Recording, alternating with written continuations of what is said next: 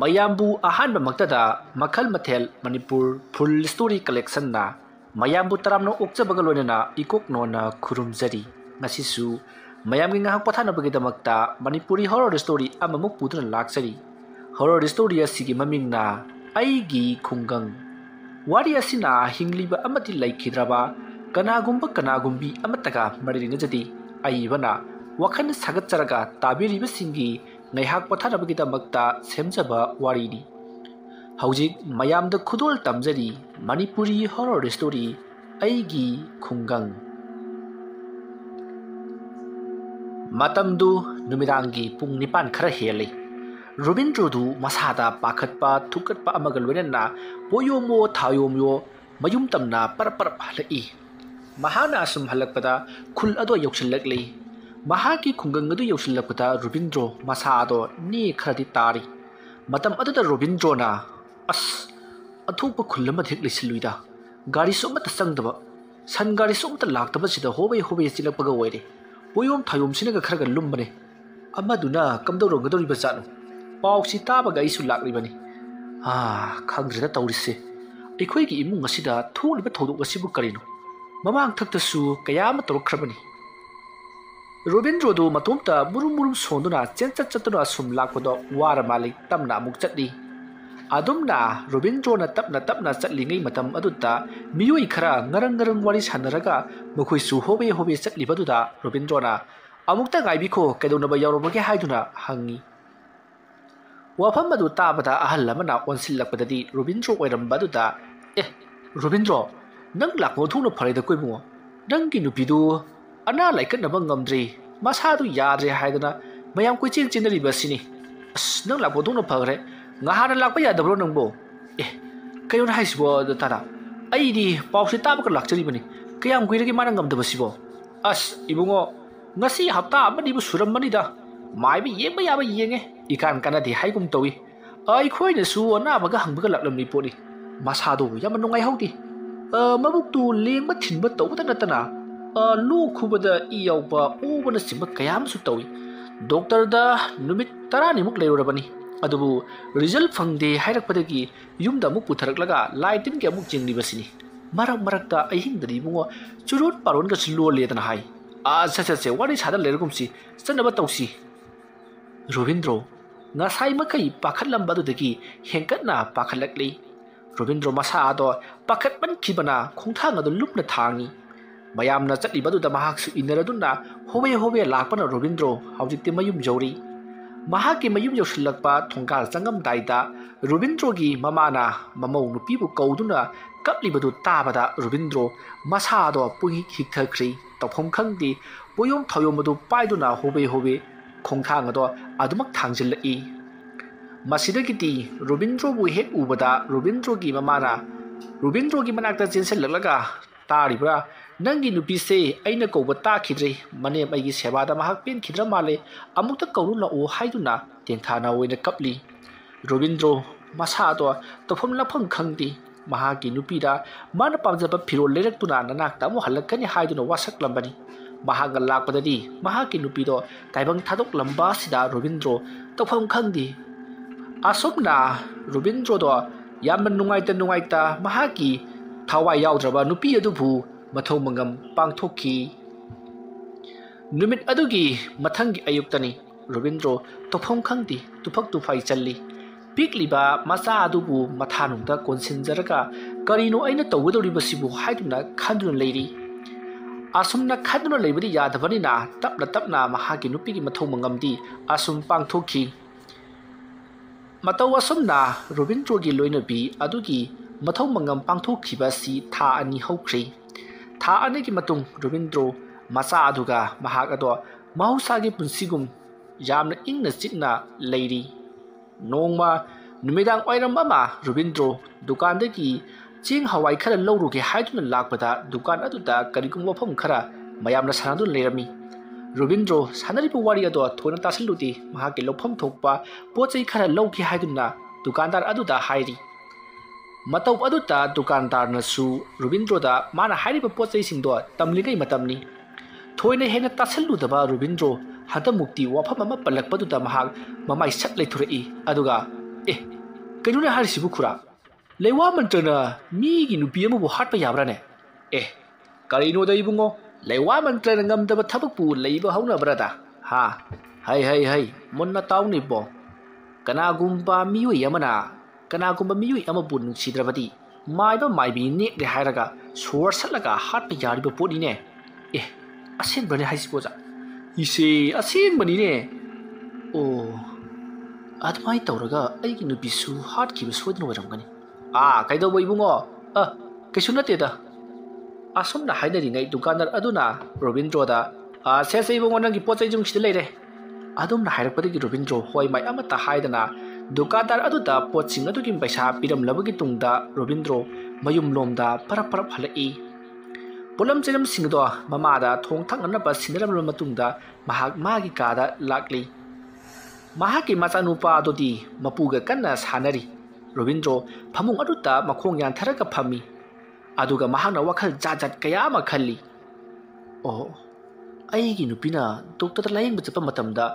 doctor na result amata phangkhidaba aduga yum joroklaga mahana leikhidaba adu iba taragadi aikhoi gi imunga yanataba miyoi khara leiribasina soidara hikap tenkap tawduna source satpa soidara oiramgani adudi ai sutumina khak leithoklaroi amaiba ama neklaga aina sumakhoi gi mathakta laman khumgani khangidrina adugudi Robindro iti khangi asumna khallaga Robindro mahaksu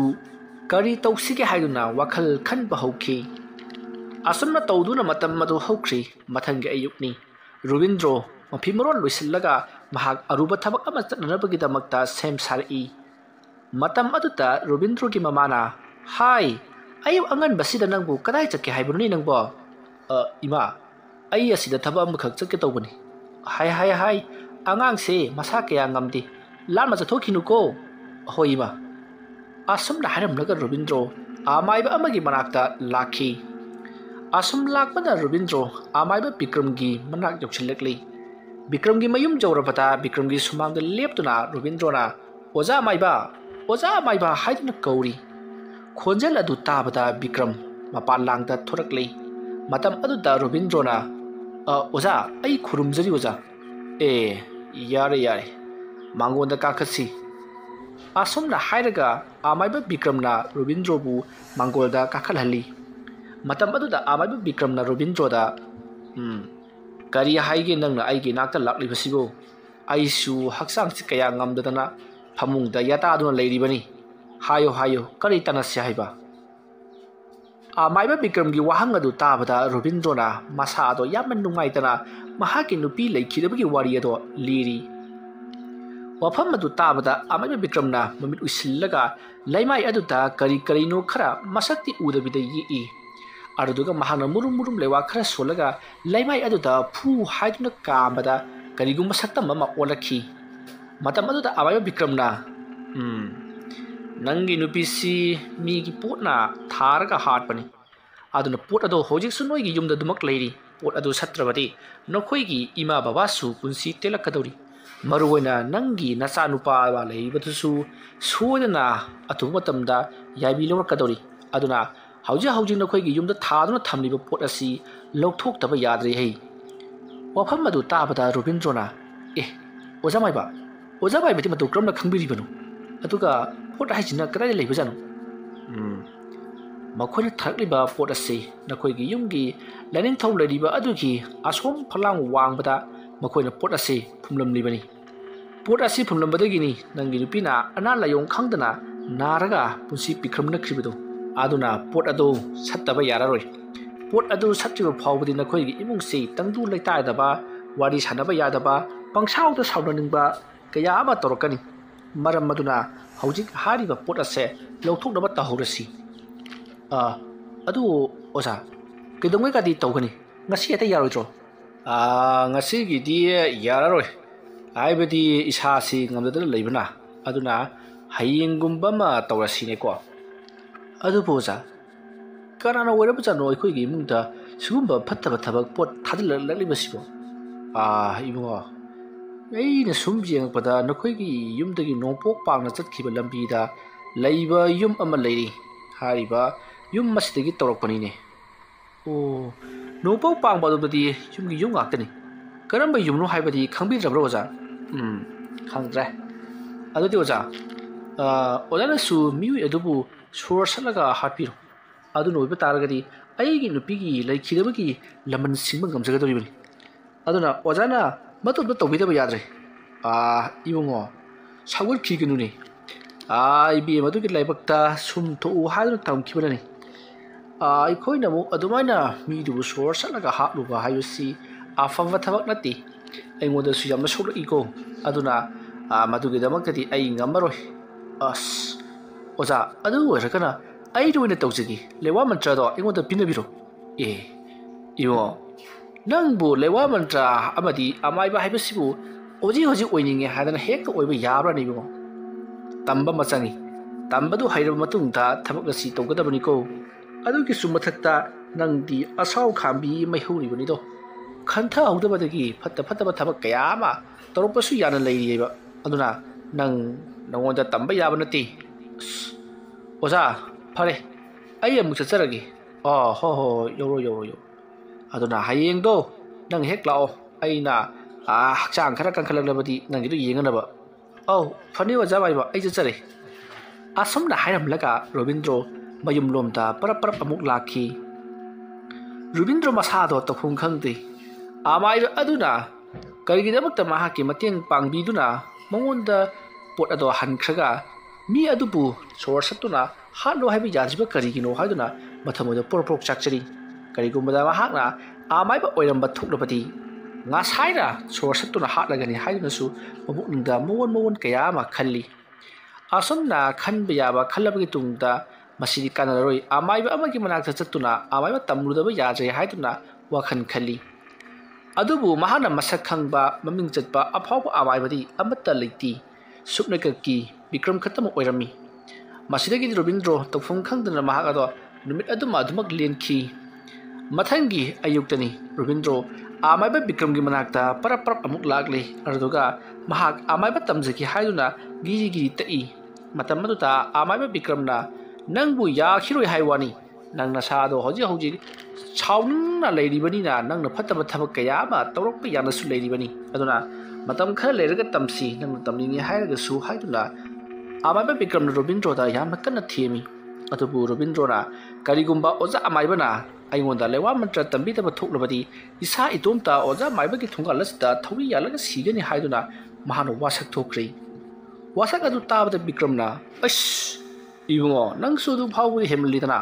ꯑꯩꯅ ꯅꯪꯉꯣꯟꯗ ꯇꯝꯕꯤꯔꯣꯏ ꯍꯥꯏꯕ ꯅꯠꯇꯦ꯫ ꯑꯐꯕ ꯊꯕꯛꯂꯣꯝꯗ ꯆꯠꯈ꯭ꯔꯕꯗꯤ ꯐꯩꯗꯣ, ꯐꯠꯇꯕ ꯃꯥꯏꯀꯩꯔꯣꯝꯗ ꯆꯠꯈ꯭ꯔꯕꯗꯤ ꯈ꯭ꯋꯥꯏꯗꯒꯤ ꯍꯦꯟꯅ ꯈꯨꯗꯣꯡꯊꯤꯕ ꯅꯪꯒꯗꯧꯔꯤꯕꯅꯤ꯫ ꯑꯗꯨꯒꯤꯁꯨ ꯃꯊꯛꯇ ꯃꯤ ꯑꯃꯒꯤ ꯁꯣꯔ ꯁꯠꯄ ꯍꯥꯏꯕꯁꯤ ꯍꯦꯂꯥ ꯌꯥꯕ ꯅꯠꯇꯦꯅꯦ ꯏꯕꯣ꯫ ꯑꯣꯖꯥ, ꯑꯩꯉꯣꯟꯗ ꯊꯣꯛꯅꯤꯡꯕ ꯊꯧꯗꯣꯛ ꯊꯣꯛꯂꯁꯅꯨ꯫ ꯑꯩꯒꯤ ꯏꯃꯨꯡꯕꯨ ꯀꯥꯡꯈꯣꯡ ꯆꯥꯏꯍꯜꯂꯤꯕ ꯃꯤ ꯑꯗꯨꯕꯨꯗꯤ ꯍꯥꯠꯇꯅꯗꯤ ꯈꯛ ꯇꯣꯛꯂꯔꯣꯏ꯫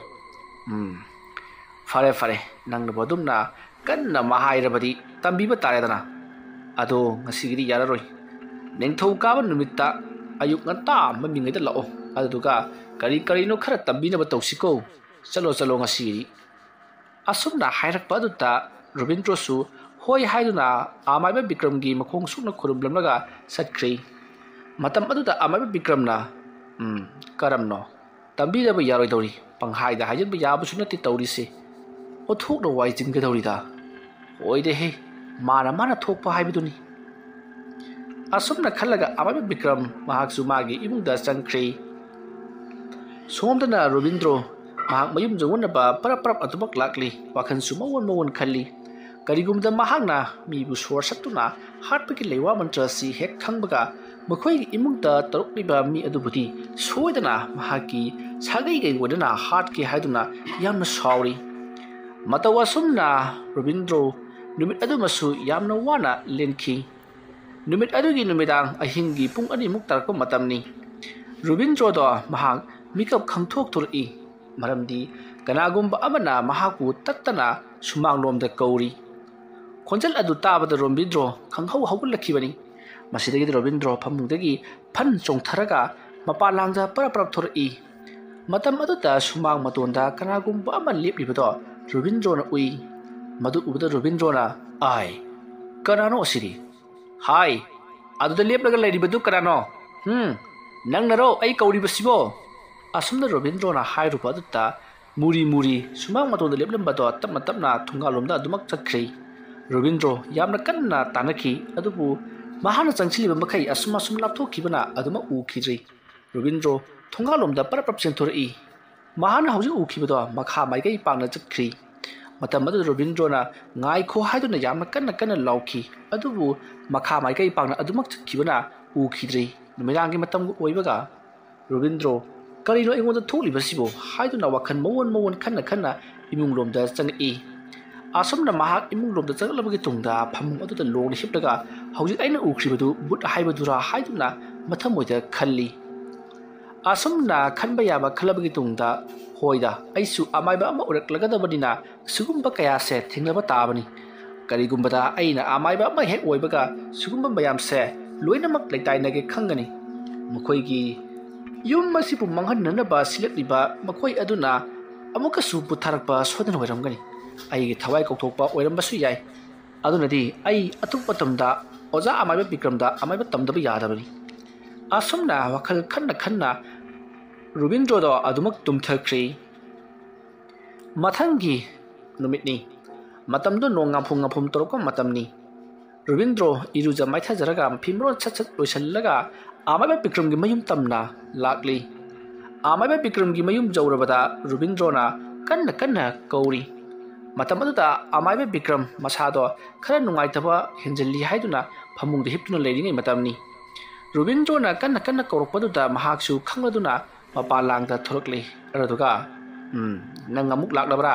haira khiba wadi ngakpani nang ko la asumna hairaga Robindro do mangolda kakatlanduna famhalli Bikramsu tapna phamlambadagi hipthakri aduga hipna Bikramna hai haksang si kaya nungaiti nangbu aina haksang khara pharaklaklabagi tungda amuk yengsi haibro haibadi nangi tambadubu haiwa oza aidi hojima haidinglabani yaragadi hojikoina khara tambiuba maruwaina migi sor satpagi wafamdu madu mahana amtang tambidaba yadabni oza ai madubu hekta ngasi tamaga tawu yaba thapngatine ha lewa mantra haibasi phagi yaba natte haiba laina lei haidina lewa kaujarabasu dharamada karida khachitang hek soikhibada nasada wona tembanduna nasa manga doribani adugi sumathakta nangna hojik tawdoriba thabak asisu khwaidagi khudong thingai oiba thabak amani ayedi nangonda hojik so hairi mado tawduna bara haidana adu nangna yadrabani na tambigi adu haibagi wani atuga tambagadi pak haigedaba natiribo oza masidi horapi makha foleda adu oza ai ngasidi laklabarina ngamdasu ngamdana karin lewa mancha amatang di takpiwa khwaigi ihan hanbada nangna taibang siba mapupu hana ningjaba tamgadabani sahaida bacharoidabani chileidaba chiloidabani thakhaidaba thaoidabani chakman phiban amang seng khaidaba yararoi bhap taredana ahoja ai loina ngamjagani adugi matungda nangonda hauji karamba laina yengsilli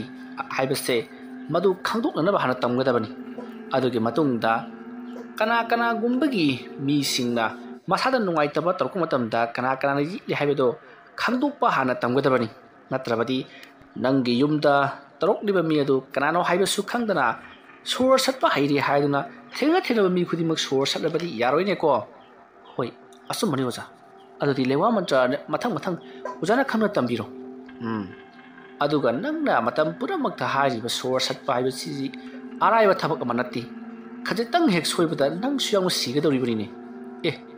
kari oja lai kauthuklaga tawhangadoribro lai kauthuklaga tawhanbani hairasu yai ai haige monotaw nahanga lewa se hairabagi tungda miyoi aduda nahanga sor satlaba lewa se kam khigadabani miyado lewa aduna thabada kutakta chatle chatna phamna sare sana sigadoribani kutakta mi aduna sikhre he khangbaga minute manga tara phathringaida nangsu pukridani khangde toire khangde songthaduna iru jagadabani aduga nahaga se poloibu yaruribani haibaki wakhal amada nasana u sentokadabani hariba thabak asi nanghodaba thoklabadi nang asi suodana sigadoribani nangsu o adati hoja ma sikhre haibasidi kamdongna khangani aduni nangonda ina lewa mantra tambai basi araiba manati खरा चेक्सिनसी हाइखिबसी करिगुम्बदा महाक सिख्रे हाइबदु खंगदा थोलबदी नाहक तुमिन लेथोकदोरिबनी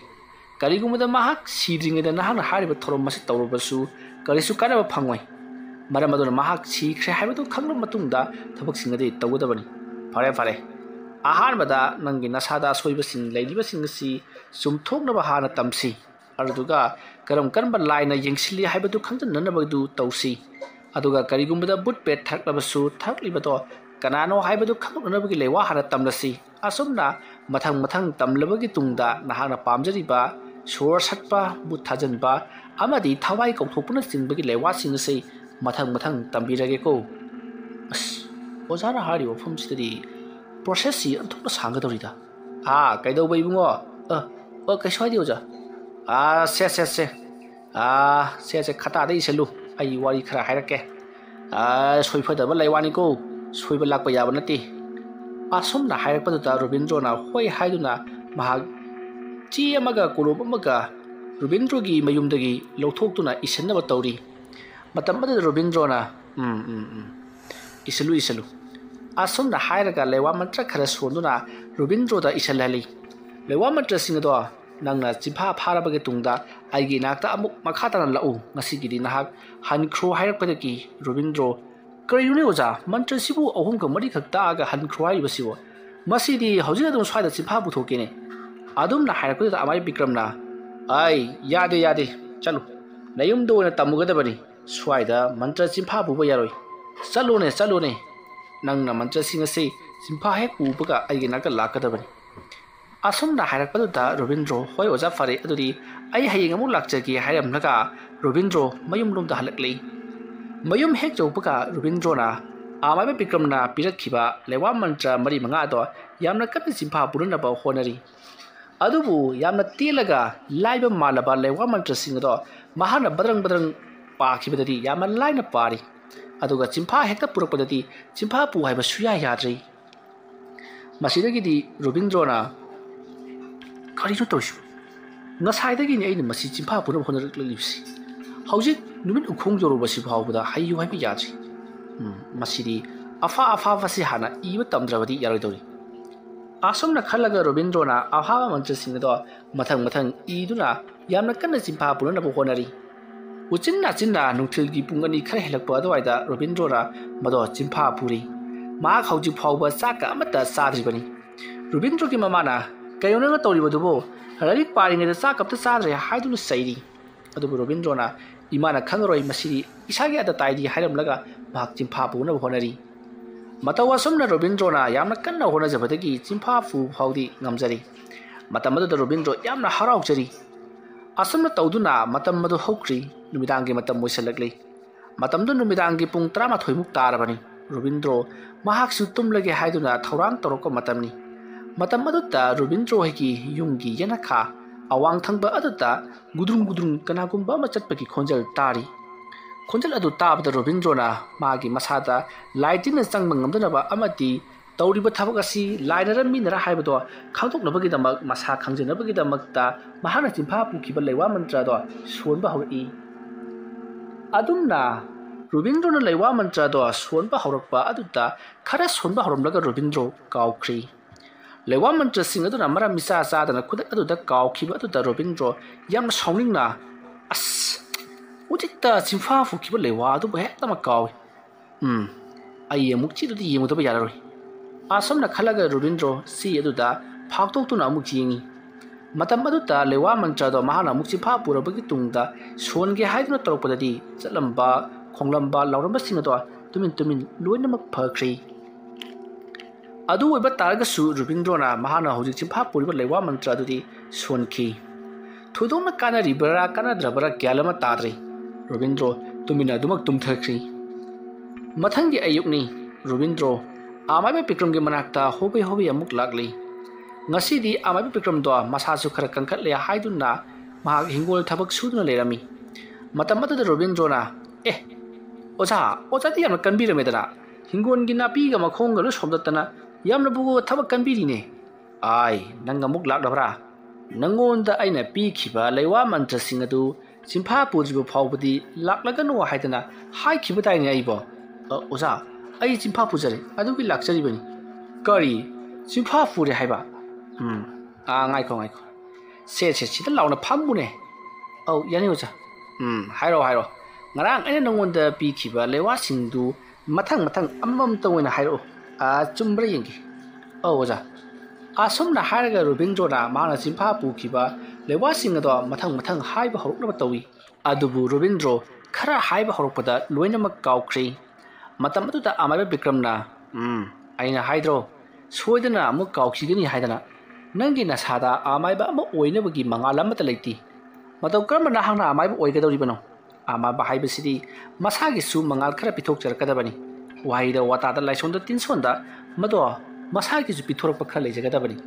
ꯅꯪꯗꯤ ꯑꯗꯨꯒꯨꯝꯕꯁꯨ ꯑꯝꯇ ꯂꯩꯇꯦ ꯅꯉꯣꯟꯗ ꯃꯥꯏꯕ ꯑꯃ ꯑꯣꯏꯕꯒꯤ ꯒꯨꯟꯁꯨ ꯑꯃꯠꯇ ꯌꯥꯎꯗꯅ ꯃꯇꯧ ꯀꯔꯝꯅ ꯅꯪꯕꯨ ꯃꯥꯏꯕ ꯇꯝꯒꯗꯧꯔꯤꯕꯅꯣ ꯅꯪꯁꯨ ꯑꯃꯨꯛꯇꯪ ꯈꯜꯂꯒ ꯌꯦꯡꯉꯨꯅꯦ ꯅꯪꯅ ꯅꯒꯨꯟꯁꯨ ꯂꯩꯇꯅ ꯃꯥꯏꯕ ꯇꯝꯂꯨꯔꯕꯗꯤ ꯅꯪꯅ ꯍꯩꯔꯤꯕ ꯃꯍꯩꯁꯤꯡ ꯑꯗꯣ ꯁꯤꯖꯤꯟꯅꯕꯗ ꯀꯔꯤꯁꯨ ꯀꯥꯟꯅꯔꯣꯏꯗꯧꯔꯕꯅꯤ ꯑꯗꯨꯅ ꯑꯩꯅ ꯍꯥꯏꯔꯤꯕꯁꯤꯅꯤ ꯅꯪ ꯑꯃꯥꯏꯕ ꯇꯝꯕꯁꯤ ꯇꯣꯛꯊꯣꯛꯑꯣ ꯏꯕꯨꯡꯉꯣ ꯑꯣꯖꯥ ꯀꯩꯗꯧꯕꯒꯤꯅꯣ ꯑꯩꯅ ꯃꯟꯇ꯭ꯔꯁꯤꯕꯨ ꯍꯧꯖꯤꯛꯇ ꯐꯥꯈ꯭ꯔꯕꯗꯣ ꯍꯦꯛꯇ ꯀꯥꯎꯔꯤꯁꯤ ꯀꯃꯥꯏꯅ ꯇꯧꯔꯤꯅꯣ ꯏꯁꯦ ꯅꯪꯉꯣꯟꯗ ꯑꯩꯅ ꯍꯧꯖꯤꯛꯇ ꯍꯥꯏꯈꯤꯕꯗꯨ ꯅꯪꯕꯨ ꯇꯥꯍꯧꯗꯕ꯭ꯔꯣ ꯅꯪꯉꯣꯟꯗ ꯑꯃꯥꯏꯕ ꯑꯃ ꯑꯣꯏꯕꯒꯤ ꯒꯨꯟ ꯆꯦꯟꯗꯦ ꯍꯥꯏꯔꯦꯗꯅ ꯑꯣꯖꯥ ꯑꯗꯨ ꯑꯣꯏꯔꯕꯁꯨ ꯒꯨꯟ ꯆꯦꯟꯗ꯭ꯔꯕꯁꯨ ꯑꯩ ꯉꯝꯅꯕꯗꯤ ꯍꯣꯠꯅꯒꯅꯤ ꯐꯔꯦ ꯑꯗꯨꯗꯤ ꯅꯪꯉꯣꯟꯗ ꯑꯩꯅ ꯄꯤꯈꯤꯕ ꯂꯩꯋꯥ ꯃꯟꯇ꯭ꯔꯗꯣ ꯆꯤꯡꯐꯥ ꯄꯨꯔꯀꯥꯟꯗ ꯂꯥꯛꯎꯀꯣ ꯍꯣꯏ ꯑꯣꯖꯥ ꯑꯩ ꯆꯠꯆꯔꯦ ꯑꯁꯨꯝꯅ ꯔꯣꯕꯤꯟꯗ꯭ꯔꯣꯗꯣ ꯌꯥꯝꯅ ꯁꯥꯎꯅ ꯑꯃꯥꯏꯕ ꯕꯤꯀ꯭ꯔꯝꯒꯤ ꯃꯌꯨꯝꯗꯒꯤ ꯂꯥꯛꯈꯤ ꯃꯌꯨꯝ ꯌꯧꯔꯕꯗ ꯃꯍꯥꯛꯅ ꯉꯔꯥꯡ ꯆꯤꯡꯐꯥ ꯄꯨꯈꯤꯕ ꯂꯩꯋꯥ ꯃꯟꯇ꯭ꯔꯁꯤꯡ ꯑꯗꯣ ꯌꯥꯝꯅ ꯍꯧꯅ ꯊꯤꯔꯤ ꯑꯗꯨꯕꯨ ꯍꯦꯛꯇꯃꯛ ꯀꯥꯎꯔꯤ ꯃꯁꯤꯗꯒꯤꯗꯤ ꯔꯣꯕꯤꯟꯗ꯭ꯔꯣꯅ ꯃꯍꯥꯛꯅ ꯍꯥꯟꯅ ꯆꯥꯔꯝ ꯊꯛꯂꯝꯕꯁꯤꯡ ꯑꯗꯣ ꯃꯊꯪ ꯂꯣꯏꯅꯃꯛ ꯆꯥꯏꯍꯦꯟ ꯖꯨꯍꯦꯟꯕꯗꯒꯤ ꯍꯧꯖꯤꯛꯇꯤ ꯔꯣꯕꯤꯟꯗ꯭ꯔꯣ ꯇꯞꯅ ꯍꯩꯒꯠꯂꯛꯂꯤ ꯃꯇꯝ ꯈꯔ ꯍꯧꯈ꯭ꯔꯦ ꯍꯧꯖꯤꯛꯇꯤ ꯔꯣꯕꯤꯟꯗ꯭ꯔꯣ ꯃꯍꯥꯛꯀꯤ ꯅꯨꯄꯤꯒꯤ ꯐꯤꯔꯣꯏꯁꯨ ꯇꯧꯈ꯭ꯔꯦ ꯐꯤꯔꯣꯏ ꯂꯣꯏꯈꯤꯕ ꯃꯇꯨꯡ ꯊꯥ ꯈꯔꯒꯤ ꯃꯇꯨꯡꯗ ꯍꯧꯖꯤꯛꯇꯤ ꯔꯣꯕꯤꯟꯗ꯭ꯔꯣ ꯑꯃꯥꯏꯕ ꯑꯃ ꯑꯣꯏꯅ ꯈꯔ ꯃꯈꯩꯗꯤ ꯍꯩꯖꯔꯤ ꯃꯁꯤꯗꯒꯤꯗꯤ ꯔꯣꯕꯤꯟꯗ꯭ꯔꯣꯅ ꯑꯣꯖꯥ ꯑꯃꯥꯏꯕ ꯕꯤꯀ꯭ꯔꯝꯅ ꯑꯩꯉꯣꯟꯗ ꯇꯥꯛꯄꯤ ꯇꯝꯕꯤꯔꯤꯕ ꯂꯩꯋꯥ ꯃꯟꯇ꯭ꯔꯁꯤꯡ ꯑꯁꯤ ꯐꯅꯗꯤ ꯌꯥꯝꯃꯤ ꯑꯗꯨꯕꯨ ꯉꯁꯤ ꯐꯥꯎꯕ ꯑꯩꯅ ꯑꯃꯠꯇ ꯁꯤꯖꯤꯟꯅꯗꯅ ꯂꯩꯔꯤ ꯍꯣꯔꯦꯟꯗꯒꯤꯗꯤ ꯊꯕꯛ ꯍꯧꯔꯒꯦ ꯈꯪꯒꯅꯤꯗ꯭ꯔꯥ ꯍꯌꯦꯡꯒꯤ ꯃꯇꯝ ꯍꯣꯔꯦꯟꯒꯤ ꯃꯇꯝ ꯑꯃꯗꯤ ꯂꯥꯛꯀꯗꯧꯔꯤꯕ ꯃꯇꯝꯁꯤꯡ ꯑꯁꯤ ꯄꯨꯝꯅꯃꯛ ꯊꯨꯒꯥꯏꯗꯨꯅ ꯑꯩꯈꯣꯏꯒꯤ ꯏꯃꯨꯡꯗ ꯑꯣꯠ ꯅꯩꯔꯤꯕ ꯃꯤꯑꯣꯏ ꯑꯁꯤꯕꯨꯁꯨ ꯉꯥꯎꯍꯜꯂꯒꯦ ꯈꯪꯒꯅꯤ ꯀꯅꯥꯅ ꯑꯣꯏꯔꯤꯕꯅꯣ ꯍꯥꯏꯕꯗꯣ ꯍꯧꯖꯤꯛ ꯍꯦꯛꯇꯃꯛ ꯌꯦꯡꯂꯒꯦ ꯑꯁꯨꯝꯅ ꯈꯜꯂꯒ ꯔꯣꯕꯤꯟꯗ꯭ꯔꯣꯅ ꯃꯃꯤꯠ ꯃꯅꯥ ꯎꯏꯁꯤꯟꯗꯨꯅ ꯃꯈꯨꯠꯇ ꯁꯨꯔꯨ ꯂꯩꯋꯥ ꯈꯔ ꯁꯣꯜꯂꯒ ꯅꯣꯏꯔꯒ ꯃꯍꯥꯛꯅ ꯃꯁꯥꯗ ꯅꯥꯟꯊꯔꯒ ꯌꯦꯡꯉꯛꯏ ꯑꯗꯨꯝꯅ ꯌꯦꯡꯂꯛꯄ ꯃꯇꯝꯗ ꯍꯧꯖꯤꯛꯇꯤ ꯃꯍꯥꯛꯁꯨ ꯎꯔꯦ ꯃꯇꯝ ꯑꯗꯨꯗ ꯑꯃꯥꯏꯕ ꯔꯣꯕꯤꯟꯗ꯭ꯔꯣꯅ ꯁꯤꯗꯤ ꯑꯩꯅ ꯃꯁꯛ ꯈꯪꯕ ꯃꯤꯗꯅ ꯃꯍꯥꯛꯅ ꯑꯩꯕꯨ ꯀꯔꯤꯒꯤꯗꯃꯛꯇ ꯑꯁꯨꯛ ꯊꯤꯅ ꯂꯥꯛꯅꯔꯤꯕ ꯐꯩ ꯈꯪꯒꯅꯤꯗ ꯑꯗꯨꯕꯨꯗꯤ ꯑꯩꯒꯤ ꯅꯨꯄꯤꯒꯤ ꯂꯃꯟ ꯁꯣꯏꯗꯅ ꯁꯤꯡꯒꯅꯤ ꯑꯗꯨꯕꯨ ꯁꯤꯗ ꯇꯧꯔꯛꯂꯤꯕꯁꯤꯗꯤ ꯑꯩꯒꯤ ꯅꯨꯄꯤꯕꯨ ꯍꯥꯠꯂꯤꯕꯁꯤꯗꯤ ꯃꯈꯣꯏꯒꯤ ꯏꯃꯨꯡꯅ ꯏꯟꯁꯤꯜꯂꯒ ꯍꯥꯠꯄꯅꯤ ꯏꯟꯁꯤꯜꯂꯤꯕ ꯃꯤꯗꯨꯅ ꯂꯥꯜꯂꯤꯕ꯭ꯔꯥ ꯅꯠꯇ꯭ꯔꯒꯅ ꯍꯥꯠꯂꯤꯕ ꯃꯤꯗꯨꯅ ꯂꯥꯜꯂꯤꯕ꯭ꯔꯥ ꯐꯩ ꯑꯩꯒꯤ ꯅꯨꯄꯤ ꯄꯤꯈꯝꯅꯍꯟꯈꯤꯕ ꯑꯃꯥꯏꯕ ꯊꯦꯀꯣ ꯅꯍꯥꯛꯄꯨꯁꯨ ꯑꯩꯅ ꯂꯦꯝꯅ ꯈꯛ ꯊꯥꯔꯣꯏ ꯑꯗꯨꯒ ꯅꯍꯥꯛꯄꯨ ꯅꯦꯛꯂꯤꯕ ꯏꯃꯨꯡ ꯑꯗꯨꯁꯨ ꯑꯩꯅ ꯂꯦꯝꯅ ꯈꯛ ꯊꯥꯔꯣꯏ ꯍꯣꯔꯦꯟꯗꯤ ꯆꯩꯕꯤ ꯆꯩꯊꯦꯡ ꯈꯔ ꯑꯃꯥꯏꯕ ꯊꯦꯀꯣꯗ ꯄꯤꯒꯦ ꯈꯪꯒꯅꯤꯗꯣ ꯑꯁꯨꯝꯅ ꯈꯜꯂꯒ ꯔꯣꯕꯤꯟꯗ꯭ꯔꯣ ꯃꯍꯥꯛ ꯍꯣꯔꯦꯟ ꯅꯨꯃꯤꯗꯥꯡ ꯇꯧꯒꯗꯕ ꯊꯕꯛ ꯈꯔ ꯂꯣꯏꯁꯤꯟꯈ꯭ꯔꯦ ꯃꯇꯝꯗꯤ ꯑꯁꯨꯝ ꯍꯧꯈꯤꯕꯅ ꯅꯨꯃꯤꯗꯥꯡꯒꯤ ꯃꯇꯝ ꯑꯣꯏꯁꯤꯜꯂꯛꯂꯤ ꯔꯣꯕꯤꯟꯗ꯭ꯔꯣ ꯃꯍꯥꯛ ꯃꯅꯤꯡꯂꯣꯝꯗ ꯄꯔꯞ ꯂꯥꯛꯏ ꯑꯗꯨꯒ ꯑꯩꯒꯤ ꯂꯥꯏꯁꯟꯅꯐꯝ ꯖꯒꯥ ꯑꯁꯤ ꯀꯗꯥꯏꯋꯥꯏꯗ ꯑꯣꯏꯁꯤꯒꯦ ꯃꯅꯤꯡꯁꯤꯁꯨ ꯏꯀꯣꯛ ꯀꯣꯛꯄꯒꯨꯝꯅ ꯇꯧꯏ ꯎ ꯋꯥꯒꯨꯝꯕ ꯍꯧꯔꯕꯗꯤ ꯈꯔꯁꯨ ꯃꯔꯨꯞ ꯑꯣꯏꯒꯗꯕꯅꯤ ꯑꯁꯤꯗꯩꯁꯤꯗ ꯑꯩꯈꯣꯏꯒꯤ ꯈꯥꯇꯣꯜ ꯍꯣꯏꯒꯤ ꯂꯩꯔꯤꯕ ꯋꯥꯄꯜ ꯃꯔꯛ ꯑꯁꯤꯗ ꯍꯦꯛꯇꯃꯛ ꯁꯥꯟꯅꯔꯒꯦ ꯂꯥꯏꯁꯤ ꯑꯗꯨꯝꯅ ꯈꯜꯂꯒ ꯔꯣꯕꯤꯟꯗ꯭ꯔꯣ ꯄꯔꯞ ꯋꯥꯄꯜ ꯑꯗꯨꯒꯤ ꯃꯈꯣꯡꯗ ꯆꯪꯁꯤꯜꯂꯛꯏ ꯃꯍꯥꯛꯅ ꯑꯗꯨꯝꯅ ꯆꯪꯁꯤꯜꯂꯛꯄ ꯃꯇꯝꯗ ꯋꯥꯈꯣꯡ ꯑꯗꯨꯗ ꯃꯈꯣꯏ ꯇꯤꯟꯃꯨ ꯂꯥꯏꯃꯨ ꯈꯔꯁꯨ ꯐꯝꯗꯨꯅ ꯈꯨꯟꯗꯤꯟꯅꯗꯨꯅ ꯂꯩꯔꯝꯂꯤ ꯃꯗꯨ ꯎꯕꯗ ꯔꯣꯕꯤꯟꯗ꯭ꯔꯣꯅ ꯑꯩ ꯂꯥꯛꯂꯤ ꯂꯝꯕꯤ ꯈꯔ ꯄꯤꯌꯨ ꯅꯈꯣꯏꯒ ꯑꯩꯒ ꯁꯣꯛꯅꯁꯟꯅꯕ ꯌꯥꯗꯦꯀꯣ ꯔꯣꯕꯤꯟꯗ꯭ꯔꯣꯒꯤ ꯋꯥꯐꯝ ꯑꯗꯨ ꯇꯥꯕꯗ ꯇꯤꯜꯂꯝꯕ ꯂꯥꯏꯃꯨꯁꯤꯡ ꯑꯗꯣ ꯐꯠ ꯑꯣꯟꯊꯣꯛꯇꯨꯅ ꯔꯣꯕꯤꯟꯗ꯭ꯔꯣꯗ ꯌꯦꯡꯉꯛꯏ ꯃꯇꯝ ꯑꯗꯨꯗ ꯔꯣꯕꯤꯟꯗ꯭ꯔꯣ ꯍꯣꯏ ꯃꯥꯏ ꯑꯃꯠꯇ ꯍꯥꯏꯗꯅ ꯃꯌꯥꯝ ꯂꯩꯔꯤꯕ ꯂꯥꯏꯃꯨꯁꯤꯡ ꯑꯗꯨꯒꯤ ꯃꯔꯛ ꯈꯥꯏꯔꯒ ꯄꯔꯞ ꯆꯪꯁꯤꯜꯂꯒ ꯈꯔ ꯍꯥꯡꯕ ꯂꯝꯍꯥꯡ ꯑꯃꯗ ꯃꯍꯥꯛꯅ ꯄꯣꯠꯂꯝ ꯆꯩꯔꯝ ꯈꯔ ꯊꯦꯟꯗꯨꯅ ꯊꯝꯃꯤ ꯃꯇꯧ ꯑꯁꯨꯝꯅ ꯄꯣꯠꯂꯝ ꯆꯩꯔꯝꯁꯤꯡ ꯑꯗꯣ ꯊꯦꯟꯕ ꯂꯣꯏꯔꯕꯒꯤ ꯇꯨꯡꯗ ꯂꯩꯋꯥ ꯃꯟꯇ꯭ꯔ ꯀꯌꯥ ꯁꯣꯟꯗꯨꯅ ꯃꯍꯥꯛꯅ ꯊꯕꯛ ꯍꯧꯔꯛꯏ ꯑꯗꯨꯃ ꯂꯩꯋꯥ ꯃꯟꯇ꯭ꯔ ꯁꯣꯜꯂꯒ ꯂꯩꯃꯥꯏꯗ mahana porakpa thang suri amana sakhai khara singi aduga sakhai ado amakasu sakhai chingchinduna yamna kanna lewa ma solai adumna mahana torokpa aduta asomda amaiba theko do ningaidana tumlaga leirambani thekuna adumna lewa mantra kaya sunduna thangna kaklakpa aduta mahaki masadasu kaino khangtaba jingjing lawbam phawba horokpadiki amaiba theko do mikap thoraklei mahana mikap thorka matamda masada karino khangtaba ama maring chatpagum tawi haiduna futka lokthokduna yengi adubu kari amatadi tawramdi masidagi theko su singnaba amaga lonena mahaki haijaba lewa mantra khara akutta solaga nanthana tawringai ikhang khanghaudana robindrona somda thangado chakhai asum singam badagi thangaduna chak thinduna lebak singdo pak phugalai adumna torokpa aduta amaiba theko do mahaki manangan aduta karigumba matin tumba pot amana chak thillaga sadong singdo bag phugatpagum yamna kanna chaina fangai chaina adu phangbada amaiba thekona ai kainoma tawri haiduna koilaw lawri amaiba thekona koilaw lawrok paduta imung aduta tumdan leiramba miyoi kaya ma chentorakle aduga kari torobagi nangbo haiduna hangi matam aduta thekona ai kainoma tawri ai nangan se hobri yengu haiduna leiriba sing adu jinghalli matam aduta theko gi manangan ado ngsang ngangna musin buna khamtekpa bindu mayam ama leiramlei adugumlaba bindu sing adu ubaduta mayamna ninanga nasida karigumba pot amana thinkhibagi mawongda dakaya ama taduna leiri adunani nanga naribado nahaku kada de jechilubagi haiduna hangi matam aduta amaiba theko su wakhal taraduna as aido phamungdagi taba adudagi ai khangba lakoi lawrini haiduna khumjallei masidagi mayam su fare potha horo hairaga mahi loina chatnakhri matam aduta amaiba theko di chaina kanna khangni matamni matam aduta theko na ya mina suk nuwaina tumlinga sida sigumba phattaba hikap tengkap torokpa fai kanano haibadu amuktang yengthokige arduga mabu soina matik thokpa laknagi khangani do asukna khallaga theko do murum lewa khara solaga mamaga nanthai aduga mahakna makhuba kadutta karino khara thammaga yenaka matamdari hauji khangli ahing nongyai asidabu kanagumba miyu yamana mangonda laknaklibani haibase mahakna uba phangi matamatuta amaiba thekona hi karamba amaiba no masiri yamna nongnasu uri arduga asuk luba mahika sina kraidagi loknang tammuri bano fai ngasi ahing simati nangbu soina lema thararoi nangbu soina ngasi ahing ngasida loisinda tawragi adumna khalaga theko mapalangda parap thorakle asomdana kamdori robindro thangaduta chak thilaga lebak phakpa do tokthokle arduga mahakna lewa mantra khara solaga manak aduda leiriba una sing aduda mahana munna yengi aduga una ama khangatlaga una aduda lewa mantra ado sonjengduna una ado tangkhai tana segaikhi adumna una ado tangkhai tana segaikhi baduta asomda theko do masa do kanagumba amna segairakpugum yamna kanna chaina hektamak phangli masidagi di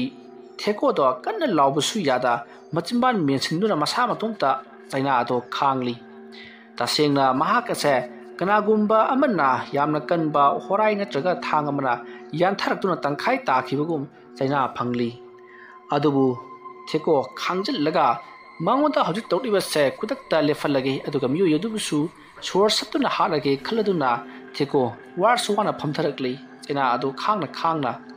adugi matungda theko na murum lewa khara solaga leimaida tariba leitumba ma khungatlaga murum lewa sing adu solo matungda leitumba do khubakna biri no khaiduna thugairi aduma torokpaduta asomdana robindro do mahaksu lewa mantra mathang kari tawsiga haiduna khandron leiringai matamni matam aduta mahaki mabuk manung aduta kanagumba amana thinjillaga bere me khaiba amati siktatpa khotatpa kaya ama torokpugum yamna kanna mabuk to thinbe lengba toroktuna chaina khangba horukli matam aduta robindro na khangi tawriba thabak asi mana soidana oramgani mahakna su aingonda khut thaba horukaba phai yingnaba tare puksisu namna loiren tawrisi asamna khallaga robindro na murum lewa khara solaga mabukta nanthari arudagi amuk tumina laikhrei asomdana theko do hauji makhata na kari toropano haibodo yengdun leiri robindro su mangonda adugumba chaiwi chaithien khara pirak labarina lemade leiraroi khan khramari mahakna lewa mantra khara solaga laimu amapu kauthokli matam aduta laimu aduna aibu karigidamakta kauribano haiduna hagi matam aduda Robindrona mana tawgutaba sintha khara takri sintha adu phangrabada laimu ado yana fare adubu aigi jakthakti soiba yaroi hairamlaga phamudagi mangki asumna Robindrona kauthokluba laimu aduna hek mangkibaduda Robindro masa aduda kaino mai tawi aina tawribasibu chumlibra karigumba aina kauthokuriba laimu asa loisinge haiba yaratrabadi kamdauba oigi oja amaiba bikramnadi lai thanaba but thanaba se khwaidiki phattaba thabakni karigumba makhoibu kauthoklurebadi amu halan khidaba yadi aduga amaromda hallu haibi yadrabadi makoina leiningliba sahi matam adu phawba leigadoribani marak adutta karigumba makoibu sanariba amaiba aduna punsi longkiba thoklabadi yum aduda naigadoribani maram aduna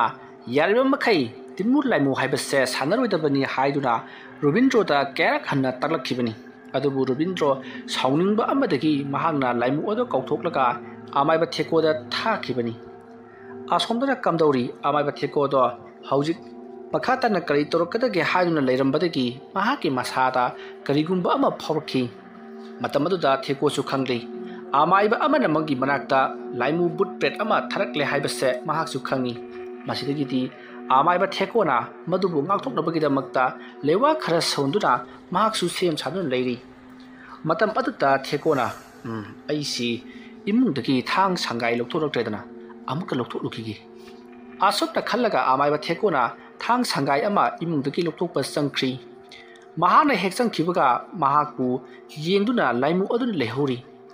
asomdana kamdauri Robindro tusu karino ena tawgadori basibo kaudi kauthokdore mahak hek lakpaga mahan phamda halan khidaba yararoi haiduna wakhal tawduna leiri asomdana kamdauri laimu aduna amaiba thekobu yamna wana lakpa ngairi aduga mahaku ot neiduna chaibi chaitheng khara pinabagi damaktani masidagidi amaiba theko dusu hobe mapalangda amuk thoraklei matam aduda thekogi manak ataida kanagumba ama leire haibase thekona khangjari masidagidi amaiba thekona mana but ka tharklabanina aina su tumina leiraroi but asibu aiju phajal hoksirane phabadi ngamaroi adu oiba targadi aina tawge khaliba thabgasi tawdradi khaktoraroi asumna khallaga amaiba thekodo mahana puthokliba sangai aduna manak atwaida leiriba u pambi amada lewa kaya sonduna u aduta tak asum jali adumna jalak paduta mahaki akoibada leiriba laimu ado kuichin chin bahori matam adu thekona hai ai loina makhangi nahak afam masta lei haiba hayu afam masta na kedoba lakono adumna hairuba aduta laimu aduna chongsillaktuna thekoda yamna kanna kawki chaina khol aduna theko lemai aduta sur phunduna yamna wana thupchunduna khangi matam aduta amaiba thekona su ya aingondaga su kaujaba sari khanggreda aduri asomna hairaga hagurke tawbada laimu aduna chongsillaktuna amuka su hanjin na kawkhri aduma tawrokpa aduta theko waban khibra masado tap tari saina khola du su khang tapa yadabani na mahak machin ban do krak chichanduna khangi adumna tawduna leirambadagi thekona masiri yararoi haiduna sangai adu lamlaga lewa khara solaga sangai aduna leimaida yungki aduga mahana sangai adugi makhokta pairaga mahak ubrang upsinduna awaba khangli adumne hek tawbadagidi Robindrona tharakkiba laimu adusu masada chaina phanglaba mali yamna kanna lauramlaga amaiba Robindrogi manak tamna lakhi amaiba Robindrogi manak jorklabada laimu aduna amaiba do ngasiri aina khara chaibi chaitheng piramlabani mahapu laknaba yaba laknambagi tungda ai nangkina nangka laklibasini haiduna paudamli wafam madu tabada Robindrona fare nangna aigi iteng pangwibase othonga nungaikhri aduna nangsu nahan phamda hallo aisu adumak leijahoragi wafam madu tabada laimu aduna aigi hankhiroi nangi yum masida nangna aibu kokthokli pham masida suru neiduna adumak leiragani nahan aibu chatlo hairabadi kanagoma miyoi yamagi thawai mirel aingonda pigadabani natragana nang nasagi oina pigadabani nangna taw haiba thabak khudibak aina loinamak tawgani haiduna laimu aduna kanna mahairi wafam madu tabada Robindrona ai kana amatagi thawai piba ngamloi ꯑꯗꯨꯒ ꯅꯪꯕꯨ ꯑꯩꯅ ꯁꯤꯖꯤꯟꯅꯔꯤꯕꯁꯤꯁꯨ ꯃꯤꯀꯨꯞ ꯈꯔꯒꯤ ꯋꯥꯅꯤ ꯃꯤꯀꯨꯞ ꯈꯔ ꯁꯤꯖꯤꯟꯅꯔꯨꯕꯒꯤꯗꯃꯛꯇ ꯑꯩꯅ ꯊꯋꯥꯏ ꯑꯃꯕꯨ ꯃꯥꯡꯍꯟꯒꯗꯕ ꯅꯠꯇꯦ ꯑꯗꯨꯒ ꯑꯩꯅ ꯁꯤꯟꯅꯔꯤꯕ ꯁꯤꯟꯊꯥ ꯑꯗꯨꯁꯨ ꯌꯥꯝꯅ ꯂꯨꯕ ꯁꯤꯟꯊꯥ ꯅꯠꯇꯦ ꯑꯗꯨꯅ ꯅꯍꯥꯛ ꯅꯍꯥꯟꯐꯝꯗ ꯍꯟꯈ꯭ꯔꯣ ꯑꯃꯨꯛ ꯍꯟꯅ ꯑꯩꯒꯤ ꯅꯥꯛꯇ ꯂꯥꯛꯂꯒꯅꯨ ꯅꯪꯒ ꯑꯩꯒ ꯂꯣꯏꯅꯔꯁꯤ ꯂꯩꯈꯥꯏ ꯇꯧꯔꯕꯅꯤ ꯍꯥꯏꯗꯨꯅ ꯔꯣꯕꯤꯟꯗ꯭ꯔꯣꯅ ꯂꯥꯏꯃꯨ ꯑꯗꯨꯗ ꯌꯥꯝꯅ ꯊꯤꯅ ꯆꯩꯔꯤ ꯃꯇꯝ ꯑꯗꯨꯗ ꯂꯥꯏꯃꯨ ꯑꯗꯨꯅ ꯐꯔꯦ ꯐꯔꯦ ꯑꯃꯥꯏꯕ ꯅꯪꯅ ꯉꯝꯕ꯭ꯔꯥ ꯑꯩꯅ ꯉꯝꯕ꯭ꯔꯥ ꯍꯥꯏꯕꯗꯣ ꯌꯦꯡꯅꯕ ꯇꯥꯔꯤ ꯅꯪꯒꯤ ꯏꯃꯨꯡ ꯃꯅꯨꯡꯕꯨꯁꯨ ꯑꯩꯅ ꯅꯨꯡꯉꯥꯏꯔꯛꯀꯅꯤ ꯑꯁꯨꯝꯅ ꯍꯥꯏꯔꯝꯂꯒ ꯂꯥꯏꯃꯨ ꯑꯗꯣ ꯃꯥꯡꯈ꯭ꯔꯦ ꯔꯣꯕꯤꯟꯗ꯭ꯔꯣ ꯃꯊꯥ ꯁꯥꯕꯅ ꯂꯣꯏꯔꯤ ꯀꯔꯤꯅꯨꯡꯒꯤ ꯊꯕꯛ ꯑꯁꯦ ꯇꯧꯔꯨꯕꯅꯣ ꯍꯥꯏꯗꯨꯅ ꯈꯜꯂꯤ ꯑꯗꯨꯒ ꯑꯃꯔꯣꯝꯗ ꯔꯣꯕꯤꯟꯗ꯭ꯔꯣꯅ ꯃꯍꯥꯛꯀꯤ ꯅꯨꯄꯤꯕꯨ ꯍꯥꯠꯈꯤꯕ ꯃꯤꯁꯛ ꯑꯗꯨꯕꯨꯗꯤ ꯁꯣꯏꯗꯅ ꯍꯌꯦꯡ ꯍꯥꯠꯂꯒꯦ ꯈꯜꯂꯗꯨꯅ ꯃꯍꯥꯛ ꯌꯨꯝꯂꯣꯝꯗ ꯑꯃꯨꯛ ꯂꯥꯛꯂꯤ ꯃꯌꯨꯝ ꯌꯧꯔꯕꯗ ꯔꯣꯕꯤꯟꯗ꯭ꯔꯣ ꯅꯤꯡꯉꯥꯏꯗꯅ ꯇꯨꯝꯂꯒ ꯂꯩꯈ꯭ꯔꯦ ꯁꯣꯝꯗꯅ ꯑꯃꯥꯏꯕ ꯊꯦꯛꯀꯣꯗꯣ ꯉꯁꯥꯏ ꯂꯥꯏꯃꯨ ꯑꯗꯨꯅ ꯐꯨꯔꯝꯕꯒꯤ ꯃꯁꯥꯗꯣ ꯇꯥꯞ ꯇꯥꯕ ꯃꯈꯩ ꯋꯥꯔꯤꯕꯅꯤ ꯇꯟꯗꯦ ꯃꯥꯟꯗꯦ ꯃꯁꯥꯗꯣ ꯏꯇꯦꯛ ꯇꯦꯛꯅ ꯍꯧꯒꯠꯂꯛꯂꯕꯒꯤ ꯇꯨꯡꯗ ꯃꯍꯥꯛꯁꯨ ꯂꯥꯏ ꯁꯥꯟꯅꯕꯗ ꯁꯤꯖꯤꯟꯅꯕ ꯄꯣꯠꯂꯝ ꯆꯩꯔꯝ ꯈꯨꯠꯁꯨ ꯈꯨꯠꯂꯥꯏꯁꯤꯡ ꯑꯗꯣ ꯏꯃꯨꯡꯗ ꯑꯃꯨꯛ ꯄꯨꯁꯟꯗꯨꯅ ꯃꯁꯥꯗꯣ ꯁꯦꯛꯇꯨꯅ ꯅꯥꯍꯦꯗꯨꯅ ꯆꯪꯉꯛꯏ ꯑꯗꯨꯒ ꯃꯍꯥꯛꯁꯨ ꯐꯃꯨꯡꯗ ꯅꯤꯡꯊꯤꯅ ꯍꯤꯞꯂꯒ ꯂꯩꯈ꯭ꯔꯦ ꯊꯧꯗꯣꯛ ꯑꯁꯤꯒꯤ ꯃꯇꯨꯡ ꯅꯨꯃꯤꯠ ꯍꯨꯝꯅꯤꯃꯨꯛ ꯍꯧꯈ꯭ꯔꯦ ꯔꯣꯕꯤꯟꯗ꯭ꯔꯣ ꯉꯔꯥꯡ ꯑꯍꯤꯡ ꯃꯍꯥꯛꯅ ꯇꯧꯈꯤꯕ ꯊꯕꯛ ꯑꯗꯨꯅ ꯃꯔꯝ ꯑꯣꯏꯔꯒ ꯌꯨꯝ ꯑꯁꯤꯗ ꯀꯔꯤ ꯀꯔꯤ ꯇꯧꯔꯛꯀꯗꯧꯔꯤꯕꯖꯥꯠꯅꯣ ꯈꯜꯂꯨꯕꯗ ꯃꯍꯥꯛ ꯉꯁꯤ ꯅꯨꯃꯤꯠ ꯅꯤꯅꯤ ꯍꯨꯝꯅꯤꯁꯤꯗꯤ ꯃꯍꯥꯛ ꯂꯥꯏ ꯁꯥꯟꯅꯗ꯭ꯔꯕꯅꯤ ꯑꯗꯨꯒ ꯊꯦꯀꯣꯁꯨ ꯅꯍꯥꯟ ꯑꯃꯨꯛꯇꯪ ꯊꯥꯔꯛꯂꯝꯕꯗꯒꯤꯅ ꯉꯁꯤ ꯐꯥꯎꯕ ꯀꯔꯤꯝꯇ ꯇꯧꯔꯛꯇꯕ ꯑꯗꯨꯗ ꯃꯍꯥꯛꯁꯨ ꯊꯣꯏꯅ ꯈꯟꯖꯤꯜꯂꯨꯗ꯭ꯔꯦ ꯑꯁꯨꯝ ꯃꯇꯝ ꯑꯗꯨ ꯍꯧꯈꯤꯕꯅ ꯍꯧꯖꯤꯛꯇꯤ ꯅꯨꯃꯤꯠ ꯃꯔꯤꯅꯤ ꯁꯨꯖꯤꯜꯂꯛꯄ ꯅꯨꯃꯤꯠꯅꯤ ꯃꯇꯝꯗꯣ ꯅꯨꯃꯤꯗꯥꯡꯒꯤ ꯄꯨꯡ 12 ꯈꯔ ꯍꯦꯜꯂꯕꯅꯤ ꯃꯇꯝ ꯑꯗꯨꯗ ꯔꯣꯕꯤꯟꯗ꯭ꯔꯣꯒꯤ ꯌꯨꯝ ꯑꯗꯨꯒꯤ ꯑꯀꯣꯏꯕꯗ ꯕꯨꯗꯨꯡ ꯕꯨꯗꯨꯡ ꯀꯅꯥꯒꯨꯝꯕ ꯑꯃ ꯆꯠꯂꯤ ꯑꯗꯨꯒ ꯔꯣꯕꯤꯟꯗ꯭ꯔꯣ ꯔꯣꯕꯤꯟꯗ꯭ꯔꯣ ꯔꯣꯕꯤꯟꯗ꯭ꯔꯣ ꯍꯟꯖꯟ ꯍꯟꯖꯟ ꯀꯧꯔꯛꯄꯗꯨ ꯇꯥꯕꯗ ꯔꯣꯕꯤꯟꯗ꯭ꯔꯣ ꯃꯃꯤꯠ ꯈꯪꯄꯥꯡ ꯄꯥꯡꯊꯣꯔꯛꯂꯤ ꯑꯗꯨꯒ ꯍꯩꯁ ꯀꯅꯥꯅꯣ ꯑꯩꯕꯨ ꯀꯧꯔꯤꯕꯁꯦ ꯑꯃꯥꯏꯕꯗꯨꯅ ꯑꯩꯉꯣꯟꯗ ꯑꯃꯨꯛ ꯊꯔꯛꯂꯕꯖꯥꯠꯂ ꯁꯣꯏꯗꯅ ꯑꯣꯏꯔꯝꯒꯅꯤ ꯑꯩ ꯊꯣꯛꯎꯗꯕꯗꯤ ꯌꯥꯔꯔꯣꯏ ꯑꯁꯨꯝꯅ ꯈꯜꯂꯒ ꯔꯣꯕꯤꯟꯗ꯭ꯔꯣ ꯃꯄꯥꯟꯂꯥꯡꯗ ꯊꯣꯔꯛꯂꯤ ꯑꯗꯨꯒ ꯃꯍꯥꯛꯅ ꯊꯣꯔꯛꯄ ꯃꯇꯝꯗꯗꯤ ꯃꯍꯥꯛꯅ ꯍꯦꯛ ꯍꯦꯛ ꯁꯥꯟꯅꯕ ꯂꯥꯏꯃꯨ ꯑꯗꯨ ꯑꯣꯏꯗꯨꯅ ꯂꯩꯔꯝꯂꯤ ꯃꯇꯝ ꯑꯗꯨꯗ ꯔꯣꯕꯤꯟꯗ꯭ꯔꯣꯅ ꯂꯥꯏꯃꯨ ꯑꯗꯨꯗ ꯑꯥꯏ ꯅꯪꯗꯤ ꯀꯩꯗꯧꯕꯒꯤ ꯁꯤꯗ ꯂꯥꯛꯂꯤꯕ ꯍꯥ ꯅꯪꯕꯨ ꯑꯩꯅ ꯀꯧꯈꯤꯕ꯭ꯔꯣ ꯆꯠꯂꯣ ꯅꯍꯥꯟꯐꯝꯗ ꯍꯟꯈ꯭ꯔꯣ ꯍꯥꯏꯗꯨꯅ ꯉꯍꯥꯟ ꯑꯩꯅ ꯅꯉꯣꯟꯗ ꯍꯥꯏꯈ꯭ꯔꯕ ꯅꯠꯇ꯭ꯔꯣ ꯀꯔꯤꯒꯤꯗꯃꯛꯇ ꯅꯪꯅ ꯑꯩꯒꯤ ꯌꯨꯝ ꯑꯁꯤꯒꯤ ꯑꯀꯣꯏꯕꯗ ꯁꯨꯔꯨ ꯁꯨꯔꯨ ꯅꯩꯁꯤꯟꯗꯨꯅ ꯂꯩꯔꯤꯕꯅꯣ ꯑꯗꯨꯝꯅ ꯍꯥꯏꯔꯛꯄꯗꯨꯗ ꯂꯥꯏꯃꯨ ꯑꯗꯨꯅ ꯅꯪꯒ ꯑꯩꯒ ꯌꯥꯅꯈꯤꯕꯒꯤ ꯃꯇꯨꯡꯏꯟꯅ ꯑꯩ ꯃꯐꯝ ꯑꯁꯤꯗ ꯂꯦꯡꯗꯅ ꯑꯗꯨꯝ ꯂꯩꯔꯤꯕꯅꯤ ngasi nini humni sure nang na aibu karigumbi amata chakthak pi daba aduna ngasidi nangbu lobu laklabani wafam madu tabada Robindrona kari aibu lobu laklabani haiba asumna khallaga Robindrona hai mathong cha da wadaw ngangano chalo aina haribasini nahaki na hanpamda hanko natrabadi amaiba Robindro kanano haiba khangalak patari asumna hairaga Robindro imung lomda parap changki masidagidi sawna mai horba laimu aduna Robindro bu tholakpa ngaiduna leikhi Robindro na apante ek tholakpaga laimu aduna Robindro bu sayin paiduna singthakri aduga yumgi makha thangba yana kha domda singna puraga yamna kanna mabani namna duna funerakli Robindro na su laimu adu bu inthukna ba yamna kanna honari laimu aduna Robindro bu thawai lawrage matagum makhori duda miatna ba honari asumna Robindro amadi laimu ado yamna kanna phana kaina muknarabagi tungda Robindro masa ado choktharakli laimu ado di chokthaba naidabra karino mahaki ngasai phunaba haurakpada laikiba pangal ado handri aduma mukli Robindro masidi yararoi khaladuna mahakna lewa mantra khara sonduna mahaki mathada nanthajari aduma tawkiba aduta Robindro gi mathakta leiriba laimu aduna mangonda paiba thengba ngamkhidri matam adu Robindrona as ngasaina masigi lewasi sonjaragwadabani adu warabadi mahana afau sarisi saroidaba asumna hairaga mahana phuk awurpa matamda laimu aduna Robindro da yamna sauna munna yengi aduga mahak mafam khangtana mangkhri Robindrona das kamdawi ingonda fau saradana aise amaiba amani haibasi mahakna kawbusu sari sangage hayenga sumna toroknabadi lewa mantra si sijinaba tari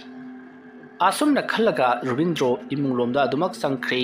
mahakna imung changku matamadi mahake machanupa do yumjaida sanaduna lerami madu ubada Robindrona hai kairu masigi angang sina ehing nungai asidabu matopta sanaribasibo ai ibungo la babaga tumurse lo असुमना हायरगा रुबिंद्रोना मचानुपा अदुपु कोनखटलगा फमुंगलोमदा पुरई मतम अदुदा मचानुपा अदुना रुबिंद्रोगी मतुंगलोमदा यामना Munna येंहौरी मसिगी मतुंग रुबिंद्रोना अंगांग अदुबु सुमलगा नमदुना तुमथाननबा honorary मतम अदुदा अंगांग अदुना आई तुमनिंगदी आई असिदा ममागा सानगी हायदुना रुबिंद्रोदा हायरई वफम मतु ताबदा रुबिंद्रोना करी ममागा सानगी हायबा हाय नंगी Mamadi लैवैख्रबनिने कराइदगी ममानो अदुमना हायरुबदुदा अंगांग अदुना हौजिकता आइगा युमजाइदा सादरमलिबदुदी हायदुना खुमलई वफम मदु ताबदा रुबिंद्रो स्वाइ लावी करिगुमदा लाइमु अदुना अंगांग असिगी mama सादुन लाक्लगा अंगांग असिबु उखिनबा होनबा वरमलबदी मादनी मांगजगतबा करी तौसिगे हायदुना महाक वखन मवन खल्ली अदुगा महाकना लैवा मंत्र खर सोंदुना माथादा नांथाजरबा मतुंगदा युमजाइ अदुमदा येंगलई अदुमना महाना येंगलकपददी कना अमत्ता उखिद्रै मतमर रुबिंद्रोना फरेसे हयेंग अमुक सानरो हायरगा अंगांग अदो तुमनख्री मथंगी अयुकनी अमाइबा थेकोदो खंगनी मदुगी कैसलुइतबा अमाइबा पेकना वमना अइंगोद उसित थवोइतबा ngasiदी महाकी निमित सुरबनी माबु अइना लेमना खक थारोय हायदुना हौजिक थेकोदो यामना सावरी करिगिदमक्ता महाकना अइंगोदा अदुमना तौलिबनो हायदुनसु महाक वाखन कयामसु खल्लिबनी सोमदसु रुबिंद्रोदो महाना कौथुकलुबा लाइमु अदुना महाकी इमुंग मनुंगदा ओइना ओटखलकपा असिदा महाकि तौबम खंद्री मसिदगिदी महाकसु महाकी ओजा अमाइबा विक्रमगी मनाक्ता लाक्तुना तौग्रिबा थोक्रिबा सिंगदोगी मतांगदा वारी लीदुना खंगहल्ली वारी सिंगदो तारबदा अमाइबा विक्रमना नंगोंदसु अइना चामरक हन्ना हाइख्रबनी नाहक असि असावबा अमगा लोइना अमाइबा सि तौंखिबनिना फत्तबा थबक कया मा थोलकपा याय हाइदना हौजिकती मदो नसादा थोक्लरेदो हौजिक फत्तबा थबक अमा नाहंगा तौरबनिना मदुगी फत्तबा फोल खरदी अदुमक फंगबा ताबनी अदुबु थोइना हेना वासलुगनु नंगी वजा लैरिदना नंगना लाइमु अदुबु कामा हेंजन्ना लाक्नखिबा अमदि थबक सिजन्नखिबा लैतबनिना अइना मदो लैताइनबा ngambasi yai फरे होरे नुमिदांग वाइरमदो अइ नोगिदा लाक्लगे अदुगा लैताइननबा तौरसी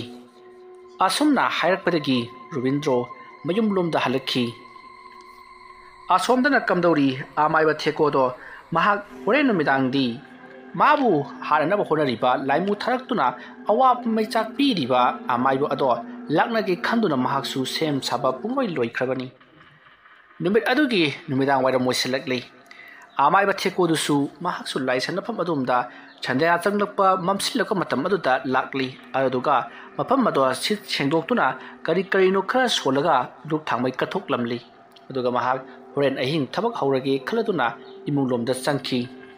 सोमदसु रुबिंद्रोगी मयुमदा आमाइबा विक्रमदो लाक्तुना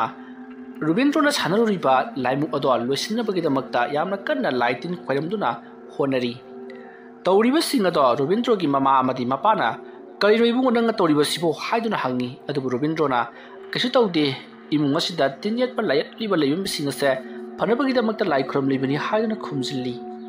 खंगजदबा आहल अनिदुना होय कैसु काइदे हाइदुना मखोइसु लाई खुरमबदुदा याउसल्ली असुमना लाई खोरंबा लोइरबगी तुंगदा अमाइबा विक्रमदो मयुमलोमदा हनख्री रुबिंद्रोसु कैसु तौररoi हाइबगी वखलमदा महाकसु नुआइना लैथोख्री नुमित अदुगी अहिंग पुंग 12 चपसाना ngrangi matogum रुबिंद्रोगी मचानुपादो फुक हवतुना युमयाइ अदुदा सानबा हौख्री सोमदा रुबिंद्रोदी याम नुंगाइना तुमलिंगगी मतमनी महाना मिकअप थोलकपदा मचानुपादो लैरमदबा अदुदा रुबिंद्रोना कोइमा मादुरि जेलकपदा अंगांग लैरमद्रदना सिदी काय जगजनो असुमना खलगा रुबिंद्रो फमुंगदगी कुमथरकलगा कोइथि थिरकपदा मचानुपादो युमजाइदा सानदुन लैरमली मधु उबदा रुबिंद्रो इपा भाखना मचानुपागी मनाक्ता चेंसिलई अदुगा मचानुपादा करम लाइना जितलिबगे हाइबदो खंगदुकनबगिदमक्ता मिहुन थाहुन पाइदुना जेंगलई असुमना जेंगलकपदा हौजिकति खंगली महाके मचानुपा से पुदुना चखिनबगिदमक्ता लाइमु अमा लैरे हाइबसे महाना खंगली मतम अदुदा रुबिंद्रोना ngसाइदसु अइगी ओजा अमाइबा विक्रमग लोइनना मसिगे लाइमु से तानख्रबनी अदुगा हौजिक अमुक लाक्लिबसिना करिगिनो फै आइसु आई यंगम तौरब तारे असुमना खलगा रुबिंद्रोना महाकी मचानुपा अदुदा लेवा खर सोलगा नानथरी अदुमना नानथबदगिदी मचानुपा तो मसा मतुमता अदुमक तुमथख्री रुबिंद्रो अंगांग अदुबु पमदुना पुरकलगा फमुंगदा निंथिना हिफल्ली ꯑꯗꯨꯒꯤ ꯃꯇꯨꯡꯗ ꯔꯣꯕꯤꯟꯗ꯭ꯔꯣꯅ ꯂꯩꯋꯥ ꯈꯔ ꯃꯨꯔꯨꯝ ꯃꯨꯔꯨꯝ ꯁꯣꯜꯂꯕꯒꯤ ꯇꯨꯡꯗ ꯃꯄꯥꯟꯗ ꯑꯃꯨꯛ ꯊꯣꯔꯛꯂꯤ ꯃꯍꯥꯛꯅ ꯃꯄꯥꯟ ꯊꯣꯔꯛꯄ ꯃꯇꯝꯗꯗꯤ ꯃꯨꯁꯤꯡ ꯃꯨꯅ ꯀꯅꯥꯒꯨꯝꯕ ꯑꯃ ꯂꯦꯞꯂꯒ ꯂꯩꯔꯤꯕꯗꯨ ꯎꯏ ꯃꯗꯨ ꯎꯕꯗ ꯔꯣꯕꯤꯟꯗ꯭ꯔꯣꯅ ꯅꯪꯕꯨ ꯉꯁꯥꯏ ꯑꯩꯒꯤ ꯑꯣꯖꯥ ꯑꯃꯥꯏꯕꯒ ꯂꯣꯏꯅꯅ ꯂꯣꯏꯁꯤꯟꯈ꯭ꯔꯕꯗꯥꯏꯅꯤ ꯑꯗꯨꯒ ꯍꯧꯖꯤꯛ ꯑꯃꯨꯛ ꯂꯥꯛꯂꯤꯕꯁꯤꯅ ꯑꯩꯉꯣꯟꯗꯒꯤ ꯀꯔꯤ ꯄꯥꯝꯂꯤꯕ ꯑꯗꯨꯝꯅ ꯍꯪꯂꯨꯕꯗꯨꯗ ꯂꯥꯏꯃꯨ ꯑꯗꯨꯅ ꯆꯣꯡꯁꯤꯜꯂꯛꯇꯨꯅ ꯔꯣꯕꯤꯟꯗ꯭ꯔꯣꯒꯤ ꯃꯃꯥꯡꯗ ꯂꯦꯞꯂꯔꯤ ꯑꯗꯨꯒ ꯑꯩꯅ ꯍꯧꯖꯤꯛ ꯅꯪꯒꯤ ꯊꯋꯥꯏ ꯃꯤꯔꯦꯜꯕꯨ ꯄꯨꯈꯤꯕ ꯄꯥꯝꯃꯤ ꯍꯥꯏꯔꯝꯂꯒ ꯃꯍꯥꯛꯀꯤ ꯃꯁꯥ ꯑꯗꯨꯗ ꯁꯥꯐꯨ ꯀꯟꯅ ꯀꯥꯎꯔꯛꯈꯤ ꯃꯇꯝ ꯑꯗꯨꯗ ꯔꯣꯕꯤꯟꯗ꯭ꯔꯣꯗꯣ ꯌꯥꯝꯅ ꯀꯟꯅ ꯆꯩꯅꯥ ꯐꯪꯈꯤ ꯁꯨꯃꯥꯡ ꯑꯗꯨꯗ ꯊꯔꯣ ꯊꯔꯣ ꯑꯣꯟꯗꯨꯅ ꯈꯥꯡꯂꯤ ꯃꯁꯤꯗꯒꯤꯗꯤ ꯔꯣꯕꯤꯟꯗ꯭ꯔꯣꯅ ꯑꯃꯨꯛ ꯍꯧꯒꯠꯂꯛꯇꯨꯅ ꯐꯔꯦ ꯐꯔꯦ ꯅꯪꯅ ꯑꯗꯨ ꯌꯧꯅ ꯈꯜꯂꯕꯅꯤꯅ ꯑꯩꯅꯁꯨ ꯅꯪꯕꯨ ꯆꯩꯕꯤ ꯆꯩꯊꯦꯡ ꯈꯔ ꯄꯤꯕ ꯇꯥꯔꯤ ꯑꯁꯨꯝꯅ ꯍꯥꯏꯔꯒ ꯔꯣꯕꯤꯟꯗ꯭ꯔꯣꯅ ꯃꯍꯥꯛꯀꯤ ꯃꯅꯥꯛꯇ ꯂꯩꯔꯤꯕ ꯁꯝꯕꯜ ꯖꯨꯡꯂꯤꯕ ꯆꯩ ꯑꯗꯨꯗ ꯄꯥꯏꯈꯠꯂꯒ ꯂꯩꯋꯥ ꯈꯔ ꯃꯃꯤꯠ ꯎꯏꯁꯤꯟꯗꯨꯅ ꯁꯣꯜꯂꯤ ꯑꯗꯨꯗꯨꯒ ꯂꯥꯏꯃꯨ ꯑꯗꯨꯗ ꯇꯔꯥ ꯇꯔꯥꯗꯨꯅ ꯀꯟꯕ ꯍꯧꯔꯛꯏ ꯑꯗꯨꯝꯅ ꯇꯧꯔꯛꯄ ꯑꯗꯨꯗ ꯑꯁꯣꯝꯗꯅ ꯊꯦꯛꯀꯣꯅ ꯀꯔꯤꯅꯣ ꯇꯧꯔꯤꯕꯁꯤꯗꯤ ꯂꯥꯏꯃꯨ ꯑꯁꯤꯕꯨ ꯃꯍꯥꯛꯅ ꯆꯩꯅ ꯀꯥ ꯇꯥꯗꯨꯅ ꯀꯜꯂꯤꯕ ꯃꯁꯤ ꯑꯔꯥꯏꯕ ꯑꯃꯥꯏꯕꯗꯤ ꯅꯠꯇꯦ ꯑꯁꯨꯝꯅ ꯈꯜꯂꯒ ꯊꯦꯛꯀꯣꯅ ꯃꯍꯥꯛꯅ ꯊꯥꯗꯣꯛꯈꯤꯕ ꯂꯥꯏꯃꯨ ꯑꯗꯣ ꯑꯃꯨꯛ ꯀꯧꯁꯤꯟꯅꯕꯒꯤꯗꯃꯛꯇ ꯂꯩꯋꯥ ꯀꯌꯥ ꯑꯃ ꯁꯣꯟꯕ ꯍꯧꯔꯛꯂꯤ ꯑꯗꯨꯕꯨ ꯑꯃꯥꯏꯕ ꯊꯦꯛꯀꯣꯅ ꯍꯟꯖꯤꯟ ꯍꯟꯖꯤꯟ ꯀꯧꯔꯕꯁꯨ ꯍꯧꯖꯤꯛꯇꯤ ꯂꯥꯏꯃꯨ ꯑꯗꯣ ꯂꯥꯛꯎ ꯍꯥꯏꯕ ꯌꯥꯗ꯭ꯔꯤ ꯑꯁꯣꯝꯗ ꯑꯃꯥꯏꯕ ꯔꯣꯕꯤꯟꯗ꯭ꯔꯣꯅ ꯂꯥꯏꯃꯨ ꯑꯗꯨꯕꯨ ꯐꯥꯖꯤꯟꯗꯨꯅ ꯊꯝꯈ꯭ꯔꯦ ꯂꯥꯏꯃꯨ ꯑꯗꯨꯅ ꯔꯣꯕꯤꯟꯗ꯭ꯔꯣꯒꯤ ꯃꯅꯥꯛꯇꯒꯤ ꯆꯠꯈꯤꯅꯕ ꯌꯥꯝꯅ ꯀꯟꯅ ꯍꯣꯠꯅꯔꯤ ꯑꯗꯨꯕꯨ ꯃꯍꯥꯛ ꯉꯝꯗ꯭ꯔꯤ ꯂꯥꯏꯃꯨ ꯑꯗꯣ ꯔꯣꯕꯤꯟꯗ꯭ꯔꯣꯅ ꯐꯥꯖꯤꯜꯂꯒ ꯃꯍꯥꯛꯅ ꯍꯦꯛ ꯂꯥꯏ ꯁꯥꯟꯅꯐꯝ ꯑꯣꯏꯔꯤꯕ ꯑꯗꯣꯝꯗ ꯄꯨꯗꯨꯅ ꯂꯥꯛꯂꯒ ꯃꯐꯝ ꯑꯗꯨꯗ ꯃꯍꯥꯛꯅ ꯐꯥꯖꯤꯟꯗꯨꯅ ꯊꯅꯝꯂꯤ ꯃꯗꯨꯒꯤ ꯃꯇꯨꯡꯗ ꯔꯣꯕꯤꯟꯗ꯭ꯔꯣꯗꯣ ꯃꯍꯥꯛ ꯏꯃꯨꯡꯗ ꯆꯪꯗꯨꯅ ꯅꯨꯡꯉꯥꯏꯅ ꯇꯨꯝꯗꯨꯅ ꯂꯩꯊꯣꯛꯈ꯭ꯔꯤ ꯁꯣꯝꯗꯅ ꯑꯃꯥꯏꯕ ꯊꯦꯛꯀꯣꯅ ꯂꯩꯋꯥ ꯃꯟꯇ꯭ꯔ ꯀꯌꯥ ꯁꯣꯟꯗꯨꯅ ꯂꯥꯏꯃꯨ ꯑꯗꯨꯕꯨ ꯍꯟꯅ ꯍꯟꯅ ꯀꯧꯔꯤ ꯑꯗꯨꯕꯨ ꯂꯥꯛꯎ ꯍꯥꯏꯕ ꯁꯨꯌꯥ ꯌꯥꯗ꯭ꯔꯤ ꯑꯗꯨꯝꯅ ꯇꯧꯔꯛꯄꯗꯨꯗ ꯑꯃꯥꯏꯕ ꯊꯦꯛꯀꯣꯗꯣ ꯃꯁꯥꯗꯣ ꯍꯨꯃꯥꯡ ꯅꯞꯄꯤ ꯀꯥꯡꯈꯠꯂꯛꯏ